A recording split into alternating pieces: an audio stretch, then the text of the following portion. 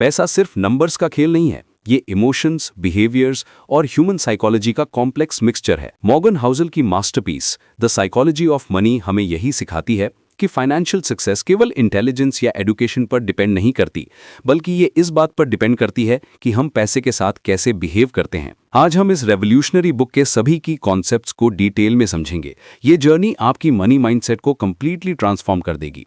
Housel ने अपने years की रिसर्च और एक्सपीरियंस के थ्रू ये साबित किया है कि जो लोग फाइनेंशियली सक्सेसफुल होते हैं वे नेसेसरीली सबसे स्मार्ट नहीं होते, बल्कि वे वो लोग होते हैं जो अपने इमोशंस को कंट्रोल करना जानते हैं।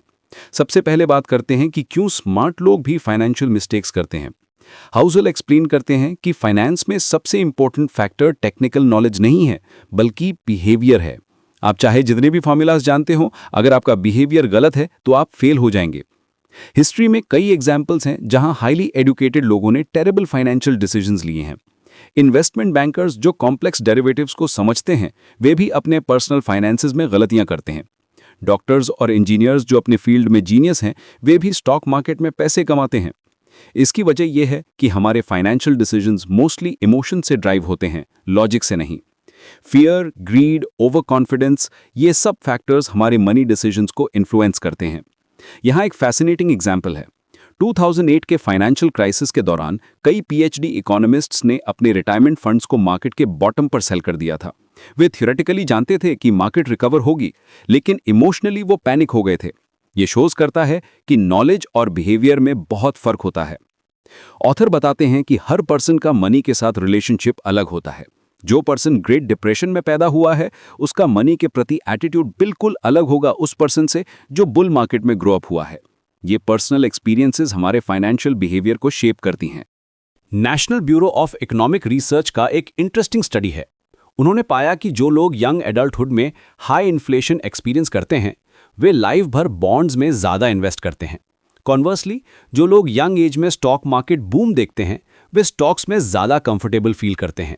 ये प्रूफ है कि हमारे अर्ली एक्सपीरियंसेस हमारे फाइनेंशियल डिसीजंस को लाइफ टाइम के लिए शेप करते हैं।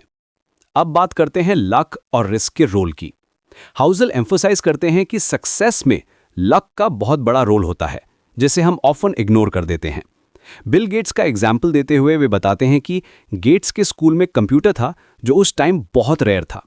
ये लक था, लेकिन साथ ही गेट्स ने उस अपॉर्चुनिटी को ग्रैब भी किया। यह स्किल था। यहाँ एक और इंटरेस्टिंग फैक्ट है। गेट्स के स्कूल में सिर्फ 3 स्टूडेंट्स थे जिन्होंने कंप्यूटर प्रोग्रामिंग में सिग्निफिकेंट टाइम स्पेंड किया था। उनमें से एक केंट एवंस था जो गेट्स का बेस्ट फ्रेंड था। एवंस भी उतना ही टैलेंटेड था जितना गेट्स, लेकिन एवंस की 17 की एज में माउंटेनियरिंग एक्सीडेंट में डेथ हो गई। ये बैड लक था। अगर एवंस अलाइव होता तो शायद माइक्रोसॉफ्ट का हिस्ट्री अलग होता। सिमिलरली, फेलियर में भी बैड लक का रोल होता है। हमें यह समझना चाहिए कि सक्सेस और फेलियर दोनों में लक और स्किल का कॉम्बिनेशन होता है। जब हम सक्सेसफुल होते हैं तो हम अपनी स्किल को ओवर एस्टिमेट करते हैं और लक को अंडर एस्टिमेट करते हैं। ये डेंजरस है क्योंकि ये ओवर कॉन्फिडेंस लीड करता है। रिस्क मैनेजमेंट के लिए ये अंडरस्टैंडिंग बहुत इंपॉर्टेंट है। हमें हमेशा ये अज्यूम करना चाहिए कि फ्यूचर में अनएक्सपेक्टेड इवेंट्स हो सकते हैं।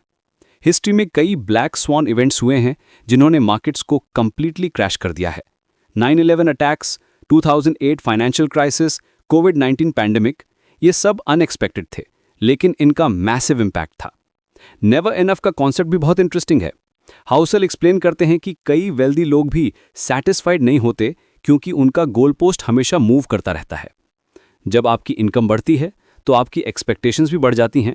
ये एंडलेस साइकिल है। ऑथर बर्नी मेडॉफ का एग्जाम्पल देते हैं। मेडॉफ पहले से ही बिलियनियर था, फिर भी उसने पॉन्जी स्कीम चलाई। क्यों? क्योंकि उसे लगता था कि उसके पास इनफ नहीं है। ये माइंडसेट बहुत डेंजरस है। मेडॉफ के पास लेजिटिमेट बिजनेस था जो मिलियंस जनरेट कर रहा था, लेकिन वो और चाहता था।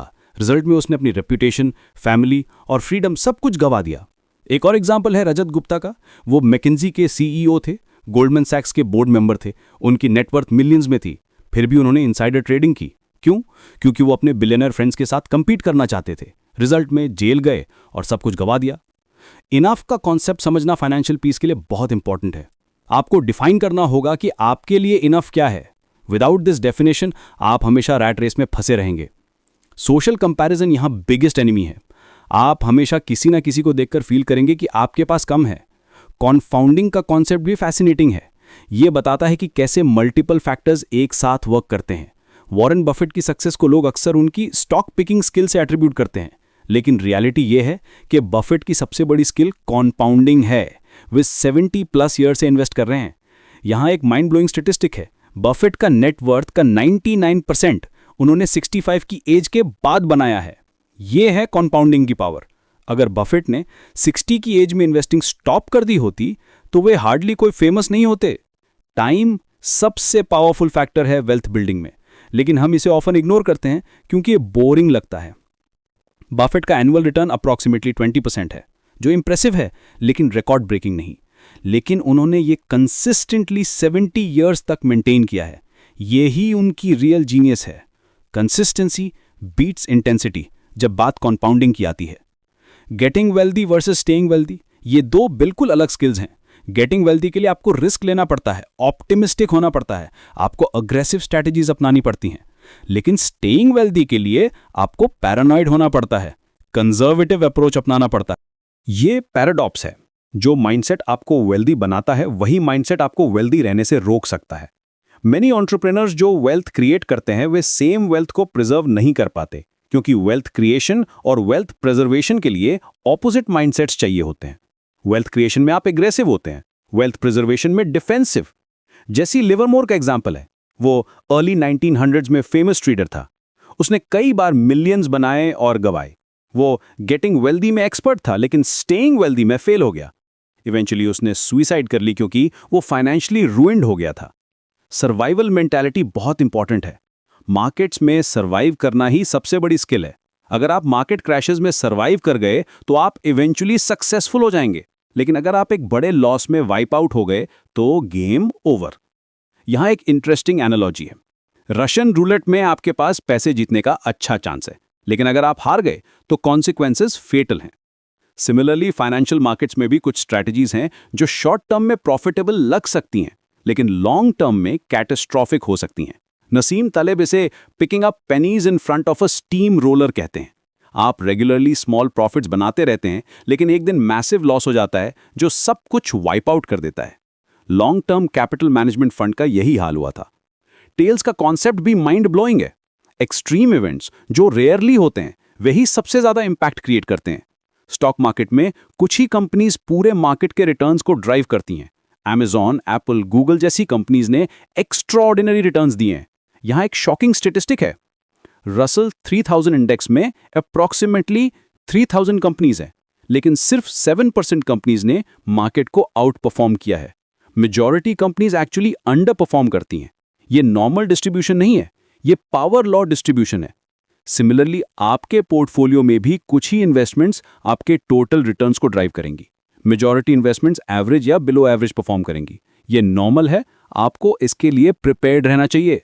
ये फ्रस्ट्रेटिंग लग सकता है, लेकिन ये रियलिटी है। वेंचर कैपिटल इंडस्ट्री में ये और भी एक्सट्रीम है। टिपिकल वीसी फंड में सिर्फ 1 या 2 इन्वेस्टमेंट्स पूरे फंड के रिटर्न्स जनरेट करते हैं। मेजॉरिटी इन्वेस्टमेंट्स फेल हो जाते हैं, लेकिन जो सक्सीड होते हैं वे इतने सक्सेसफुल होते हैं कि ओवरऑल फंड प्रॉफिटेबल हो जाता है। फ्रीडम सबसे बड़ा डिविडेंड है जो मनी दे सकता है। हाउसल आर्ग्यू करते हैं कि मनी की सबसे बड़ी वैल्यू ये है कि ये आपको चॉइसेस देता है। आप अपना टाइम कंट्रोल कर सकते हैं, आप वो काम कर सकते हैं जो आप चाहते हैं, उन लोगों के साथ जिनके साथ आप चाहते हैं। साइकोलॉजिस्ट एंगस कैम्बल ने 1981 में एक कॉम्प्रिहेंसिव स्टडी की थी हैप्पीनेस पर। उन्होंने पाया कि हैप्पीनेस का सबसे बड़ा प्रेडिक्टर इनकम, एजुकेशन या ज्योग्राफी नहीं था, बल्कि ये था कि लोगों को लगता था कि उनका अपने टाइम पर कंट्रोल है या नहीं। ये फ्रीडम हैप्पीनेस के लिए बहुत इंपॉर्टेंट है। स्टडीज शो करती हैं कि ऑटोनॉमी हैप्पीनेस का सबसे बड़ा प्रेडिक्टर है। मनी आपको ये ऑटोनॉमी प्रोवाइड करता है। आप डिसाइड कर सकते हैं कि आप कहाँ रहना चाहते हैं, क्या काम करना चाहते हैं, कितने घंटे काम करना चाहते हैं। लेकिन आयरॉनिकली कई लोग मनी के चक्कर में अपनी फ्रीडम को सेक्रीफाइस कर देते हैं। वे ऐसी जॉब्स करते हैं जो उन्हें पसंद नहीं, सिर्फ ज़्यादा पैसे के लिए। वे लॉन्ग आवर्स वर्क करते हैं और अपनी हेल्थ और रिलेशनशिप्स को कॉम्प्रोमाइज करते हैं। ये काउंटर प्रोडक्टिव है। गोल्डन हैंडकफ्स का कंसेप्ट यहाँ रिलेवेंट है। कई हाई पेइंग जॉब्स आपको ट्रैप कर देती हैं। आपकी लाइफस्टाइल एक्सपेंसिव हो जाती है और आप उस इनकम के बिना सर्वाइव नहीं कर सकते। रिजल्ट में आप उस जॉब को छोड़ने की फ्रीडम लूज कर देते हैं। Man in the car paradox बहुत इंटरेस्टिंग है। जब आप एक्सपेंसिव कार में बैठे होते हैं तो आप सोचते हैं कि लोग आपको एडमायर कर रहे हैं, लेकिन रियलिटी ये है कि लोग कार को एडमायर कर रहे हैं, आपको नहीं। वे सोच रहे हैं कि काश उनके पास भी ऐसी कार होती। ये शोज करता है कि वेल्थ सिग्नलिंग ऑफन बैकफायर करती है। आप जो इंप्रेशन क्रिएट करना चाहते हैं वो एक्चुअली क्रिएट नहीं होता। लोग आपकी पोजेशंस को देखकर आपके बारे में जज नहीं करते, बल्कि वे अपने बारे में सोचते हैं।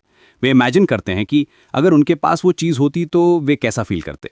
ये एक साइकोलॉजिकल फिनोमिनन है जिसे स्पॉटलाइट इफेक्ट कहते हैं। हम सोचते हैं कि लोग हमें ज़्यादा नोटिस कर रहे हैं जितना वे एक्चुअली करते हैं। रियलिटी में लोग मोस्टली अपने बारे में ही सोचते रहते हैं। वेल्थ वर्सेस रिचनेस का डिफरेंस समझना भी इंपॉर्टेंट है।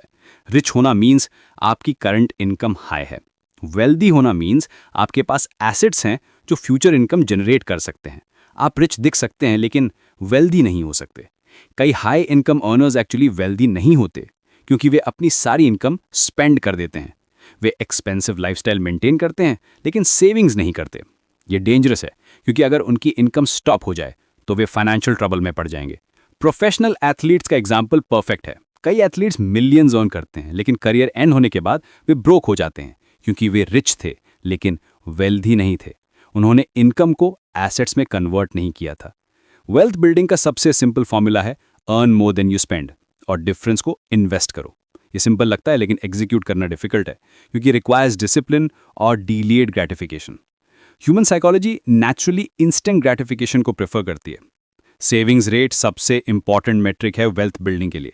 आप चाहे जितनी भी इनकम अर्न करें, अगर आपकी सेविंग्स रेट लो है तो आप वेल्दी नहीं बन सकते। कॉन्वर्सली, अगर आपकी इनकम मॉडरेट है लेकिन सेविंग्स रेट हाई है तो आप वेल्दी बन सकते हैं।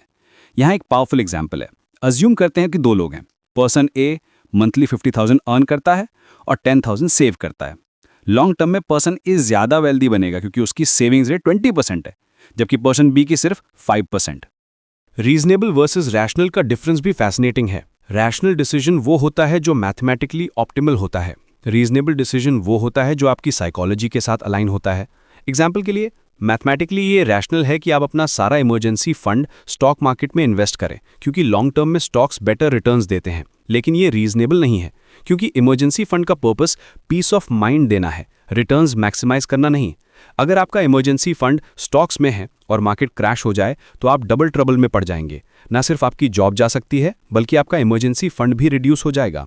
ये स्ट्रेस आपको बैड डिसीजंस लेने पर फोर्स कर सकता है। आपको रीजनेबल डिसीजंस लेने चाहिए, प्योरली रैशनल नहीं, क्योंकि अगर आप अनकंफर्टेबल फील करेंगे तो आप अपनी स्ट्रैटेजी को स्टिक नहीं कर पाएंगे। बिहेवियरल कंसिस्टेंसी रैशनल ऑप्टिमाइजेशन से ज़्यादा इंपॉर्टेंट है। हिस्ट्री का सबसे इंपॉर्टेंट लेसन ये है कि ये रिपीट नहीं होती लेकिन राइम करती है।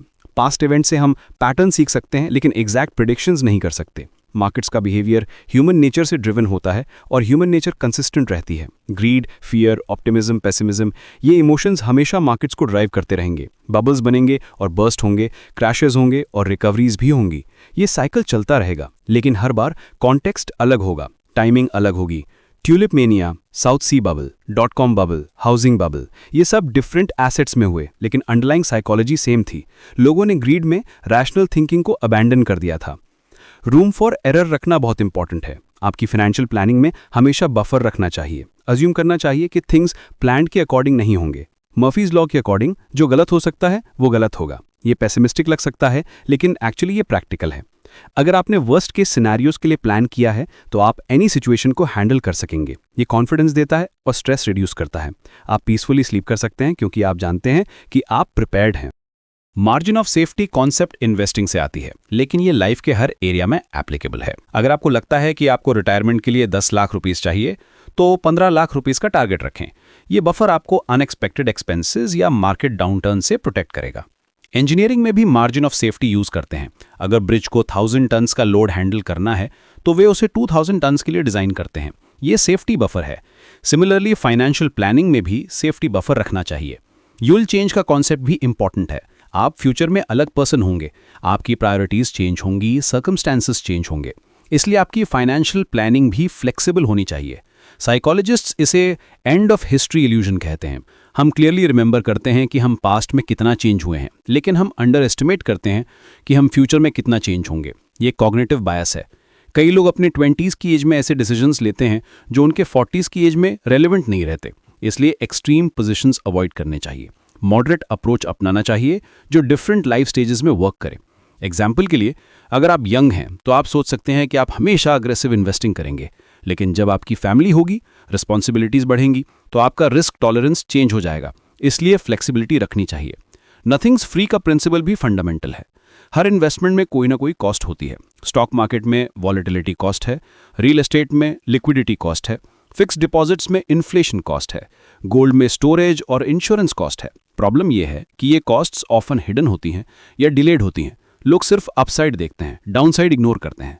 सक्सेसफुल इन्वेस्टिंग रिक्वायर्स कि आप इन कॉस्ट को एक्सेप्ट करें और उनके लिए प्रिपेयर्ड रहें। मार्केट वॉलेटिलिटी को फी समझना चाहिए, पेनल्टी नहीं। ये प्राइस है जो आप पे करते हैं लॉन्ग टर्म रिटर्न्स के लिए। अगर आप ये फी पे करने को रेडी नहीं है तो आपको स्टॉक मार्केट में इन्वेस्ट नहीं करना चाहिए। आप सेफर ऑप्शंस चूज करें जिनकी अपनी कॉस्ट्स। ये कॉन्सेप्ट थीम पार्क्स के टिकट की तरह है। आप एंट्री फी पे करते हैं और फिर राइड्स एंजॉय करते हैं। लेकिन अगर आप क्यूज में वेट नहीं करना चाहते तो आप राइड्स एंजॉय नहीं कर सकते। क्यू वेटिंग कॉस्ट है। सिमिलरली, मार्केट वॉलेटिलिटी इन्वेस्टिंग की कॉस्ट है। सिडक्शन ऑफ पेसिमिज्म भी इंटरेस्टिंग कॉन्सेप्ट है। पेसिमिस्टिक प्रेडिक्शंस ज़्यादा अटेंशन ग्रैब करती हैं क्योंकि वे अर्जेंट लगती हैं। मीडिया भी नेगेटिव न्यूज़ को ज़्यादा हाईलाइट करता है क्योंकि ये व्यूअरशिप बढ़ाता है। Market crash coming, recession ahead, bubble about to burst, ये हेडलाइंस ज़्यादा क्लिक्स जनरेट करते हैं स्टेडी ग्रोथ कंटिन्यूज से। ये एवोल्यूशनरी रीज़न है। हमारा ब्रेन थ्रेट्स को ज़्यादा अटेंशन देता है क्योंकि सर्वाइवल के लिए ये इंपॉर्टेंट था। लेकिन रियलिटी ये है कि लॉन्ग टर्म में ऑप्टिमिज्म विन करती है। ह्यूमन प्रोग्रेस का हिस्ट्री ऑप्टिमिज्म का हिस्ट्री है। प्रॉब्लम सॉल्व होती हैं, इनोवेशंस होते हैं, लाइफ इंप्रूव होती है। ये ट्रेंड कंटिन्यू रहेगा। हर जनरेशन पिछली जनरेशन से बेटर लाइफ जीती है। इसका मतलब ये नहीं कि आप ब्लाइंडली ऑप्टिमिस्टिक बने। शॉर्ट टर्म में प्रॉब्लम्स होंगी, सेटबैक्स होंगे, लेकिन ये समझना इंपॉर्टेंट है कि पेसिमिस्टिक प्रेडिक्शंस ऑफन एग्जैजरेटेड होती हैं। मीडिया और एक्सपर्ट्स का इंसेंटिव है ड्रामेटिक प्रेडिक्शंस करने का। When you will believe anything का कॉन्सेप्ट भी क्रूशियल है। जब मार्केट्स एक्सट्रीम पर होते हैं तो लोग इरैशनल बिलीव्स डेवलप करते हैं। बुल मार्केट में लोग सोचते हैं कि प्राइसेस हमेशा बढ़ते रहेंगे। बियर मार्केट में लोग सोचते हैं कि रिकवरी कभी नहीं होगी। 2000 के .com बबल के दौरान लोग बिलीव करते थे कि ट्रेडिशनल वैल्यूएशन मेट्रिक्स आउटडेटेड हो गए हैं। न्यू इकोनॉमी में प्रॉफिट्स मैटर नहीं करते, सिर्फ ग्रोथ मैटर करती है। ये ऑब्वियसली रॉन्ग था, लेकिन उस टाइम ये रीजनेबल लगता था क्योंकि एवरीवन यही कह रहा था। ये रीसेंसी बायस का रिजल्ट है। हमारा ब्रेन रीसेंट इवेंट्स को ज़्यादा वेट देता है। ये एवोल्यूशनरी सेंस बनाता है, लेकिन इन्वेस्टिंग में ये हार्मफुल है। अगर रीसेंट पास्ट में मार्केट्स अप गए हैं तो हम एज्यूम करते हैं कि ये ट्रेंड कंटिन्यू रहेगा। सक्सेसफुल इन्वेस्टिंग रिक्वायर्स कि आप करंट इमोशंस को इग्नोर करें और लॉन्ग टर्म पर्सपेक्टिव मेंटेन करें। ये इजी नहीं है, लेकिन ये नेसेसरी है। जब एवरीवन ग्रीडी हो तो आपको फियरफुल होना चाहिए, और जब एवरीवन फियरफुल हो तो आपको ग्रीडी होना चाहिए। ऑल टुगेदर नाउ सभी कॉन्सेप्ट्स को कंबाइन करके हाउसल फाइनल मैसेज देते हैं। फाइनेंशियल सक्सेस का कोई सिंगल फॉर्मूला नहीं है। ये मल्टीपल फैक्टर्स का कॉम्बिनेशन है। Behaviour, time, luck, discipline, patience और फ्लेक्सिबिलिटी। सबसे इंपॉर्टेंट बात यह है कि आप अपनी साइकोलॉजी को समझें। आपकी स्ट्रेंथ्स और वीकनेसेस क्या हैं, आपकी रिस्क टॉलरेंस क्या है, आपके गोल्स क्या हैं। इन सवालों के ऑनेस्ट आंसर्स मिलने के बाद ही आप इफेक्टिव फाइनेंशियल स्ट्रैटेजी बना सकते हैं। रिमेंबर करें कि पर्सनल फाइनेंस एक्चुअली पर्सनल होता है। जो स्ट्रैटेजी दूसरों के लिए वर्क करती है वो आपके लिए वर्क नहीं कर सकती। आपको अपना यूनिक अप्रोच डेवलप करना होगा। आपकी family background, risk tolerance, goals, time horizon सब कुछ अलग है। यहाँ एक इंपॉर्टेंट रियलाइजेशन है। फाइनेंशियल एडवाइस इंडस्ट्री में one size fits all approach popular है क्योंकि ये स्केलेबल है, लेकिन रियलिटी में हर पर्सन का सिचुएशन यूनिक होता है। आपको जेनेरिक एडवाइस को अपने स्पेसिफिक सिचुएशन के अकॉर्डिंग मॉडिफाई करना पड़ता है। पेशेंस सबसे अंडररेटेड स्किल है फाइनेंस में। कॉम्पाउंडिंग का मैजिक तभी वर्क करता है जब आप लॉन्ग टर्म कमिटेड रहते हैं। ये बोरिंग लग सकता है, लेकिन ये मोस्ट इफेक्टिव स्ट्रैटेजी है वेल्थ बिल्डिंग के लिए। मॉडर्न वर्ल्ड में पेशेंस डेवलप करना चैलेंजिंग है क्योंकि हर चीज इंस्टेंट अवेलेबल है। हम इंस्टेंट ग्रेटिफिकेशन के आदी हो गए हैं, लेकिन वेल्थ बिल्डिंग में शॉर्टकट्स नहीं होते। टाइम और कंसिस्टेंसी सबसे इंपॉर्टेंट फैक्टर्स हैं। यहाँ एक पावरफुल थॉट एक्सपेरिमेंट है। अगर आप डेली 1 रुपये सेव करें और उसे 20% एनुअल रिटर्न पर इन्वेस्ट करें तो 40 ईयर्स में आपके पास अप्रॉक्सीमेटली 54 लाख रुपीस होंगे। ये है कॉम्पाउंडिंग की पावर। स्मॉल अमाउंट्स भी लॉन्ग टर्म में मैसिव वेल बन सकते हैं। अंत में याद रखें कि मनी सिर्फ टूल है, गोल नहीं। इसका पर्पस आपकी लाइफ को बेटर बनाना है, कॉम्प्लिकेटेड नहीं। Financial peace of mind achieve करना ही रियल सक्सेस है, अनलिमिटेड वेल्थ अक्यूमुलेट करना नहीं। ये बुक हमें सिखाती है कि मनी मैनेजमेंट आर्ट है, साइंस नहीं। इसमें इमोशंस, साइकोलॉजी और ह्यूमन बिहेवियर का बहुत बड़ा रोल है। अगर आप इन कॉन्सेप्ट्स को समझकर अप्लाई करेंगे तो आप डेफिनेटली फाइनेंशियल सक्सेस अचीव कर सकेंगे।